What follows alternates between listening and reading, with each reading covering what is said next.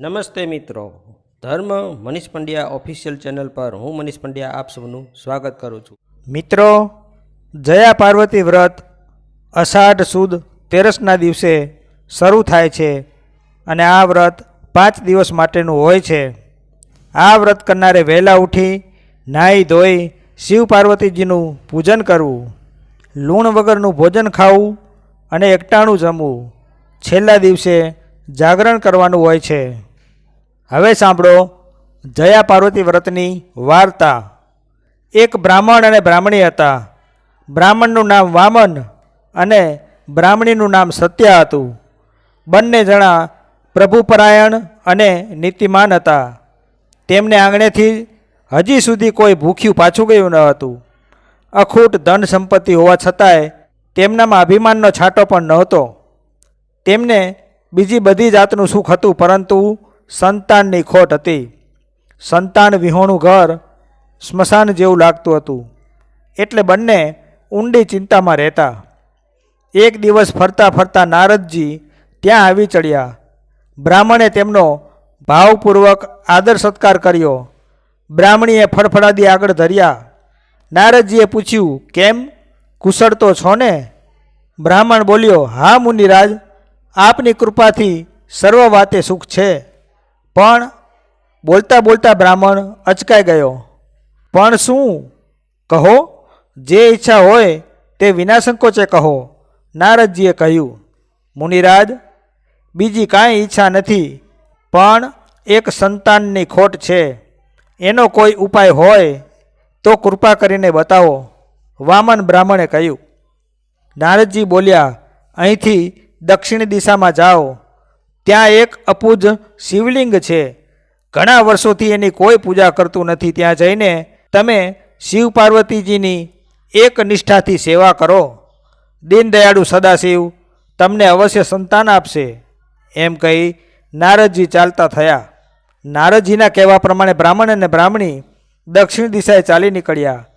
ઘોર વનવગડામાં ભૂખ્યા અને તરસ્યા બ્રાહ્મણ બ્રાહ્મણી ચાલ્યા જ જાય છે, પણ ક્યાંય મહાદેવજીનું મંદિર દેખાતું નથી. બ્રાહ્મણ અને બ્રાહ્મણી થાકીને લોથપોથ થઈ ગયા અને એક ઝાડ નીચે બેઠા. ત્યાં તો સત્યની દ્રષ્ટિએ એક મોટો ટેકરો દેખાયો. તે બોલી, નાથ જુઓ, પેલો ઊંચો ટેકરો, એ જ શિવ મંદિર હોવું જોઈએ. એમ કહી બંને જણા આગળ વધ્યા. જેમ જેમ આગળ ગયા તેમ તેમ તેમને ટેકરા ઉપર મંદિર દેખાવા લાગ્યું. મંદિર જોતાં જ બંનેનો થાક ઉતરી ગયો. તેઓ ટેકરા ભણી ઝડપથી ચાલવા માંડ્યા. ત્યાં એક ભવ્ય શિવ મંદિર હતું. બંનેના હૃદયમાં હરખ માતો નથી. તેમણે તો મંદિરમાં પડેલા પાંદડા, ઘાસ, ઝાંખરા, ધૂળ વાળી જોડીને સ્વચ્છ કર્યું. સત્યા પાસેની નદીમાંથી પાણી ભરી આવી અને શિવ પાર્વતીજીને સ્નાન કરાવ્યું. વામન બ્રાહ્મણે પ્રદક્ષિણા કરી અને બિલીપત્રો ચડાવ્યા. તે પછી બ્રાહ્મણ અને બ્રાહ્મણી નિયમિત રીતે મહાદેવ અને પાર્વતીજીની સેવા કરવા લાગ્યા. પાસે જ બિલ્લીના ઝાડ હતા, એટલે બ્રાહ્મણી હંમેશા બિલીપત્રો તોડી લાવતી, પણ ફૂલ માટે બ્રાહ્મણને દૂર જવું પડતું હતું. આ પ્રમાણે એક પછી એક 5 વર્ષ વીતી ગયા, છતાં ભગવાન શંકર પ્રસન્ન ન થયા. આજે બ્રાહ્મણ ક્યારનોય વનમાં ફૂલ લેવા ગયો હતો, પણ હજી સુધી પાછો આવ્યો ન હતો. પતિને ઘણું જ મોડું થયું હોવાથી સત્યનો જીવ આકુળ વ્યાકુળ થતો હતો. તેના મનમાં અનેક પ્રકારની શંકા કુશંકાઓ થતી હતી. સત્ય વાટ જોઈ થાકી ગઈ. છેવટે તે પોતાના પતિને શોધવા નીકળી પડી. વન બિહામણું હતું. ઠેર ઠેર વાઘ, સિંહ, રીંછોના ભયંકર ઘૂઘવાટા સંભળાતા હતા. બ્રાહ્મણી ગભરાતી શિવ પાર્વતીજીનું રટણ કરતી ચાલતી હતી. અચાનક તેની દ્રષ્ટિ એક ઝાડ નીચે ગઈ.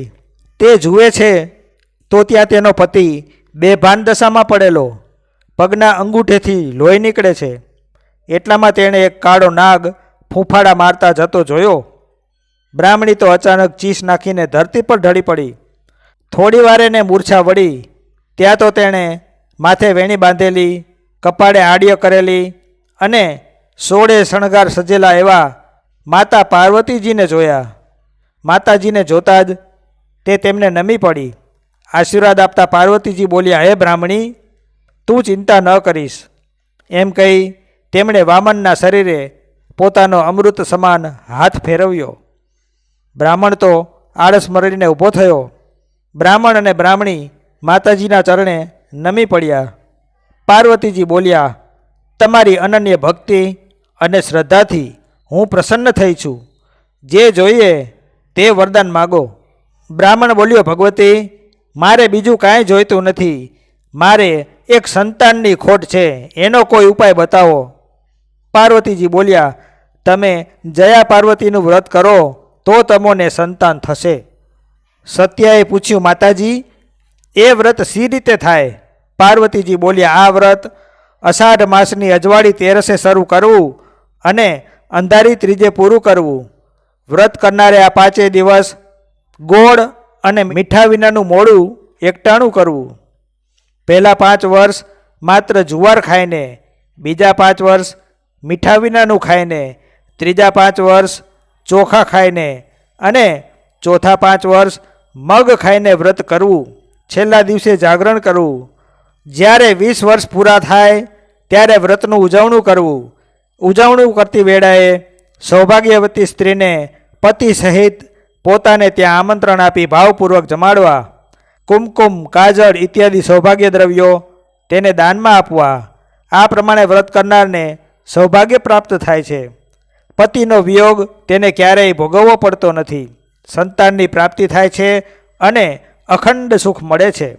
આમ કહી માતા પાર્વતી અંતર ધ્યાન થયા. બ્રાહ્મણ અને બ્રાહ્મણી રાજી થતાં થતાં ઘેર ગયા. બીજે વર્ષે બ્રાહ્મણીએ જયા પાર્વતીનું વ્રત આરંભ્યું. થોડા સમયમાં તેમને ત્યાં દેવ જેવો દીકરો અવતર્યો. એમને જયા પાર્વતીનું વ્રત ફળ્યું એવું સૌને ફળજો. તો મિત્રો, જો આપને આવા વિડીયો પસંદ હોય, આપને આવી ધાર્મિક વાર્તાઓ પ્રસંગો સાંભળવા ગમતા હોય તો આ ચેનલને લાઇક, શેર અને સબસ્ક્રાઈબ કરજો. ધન્યવાદ.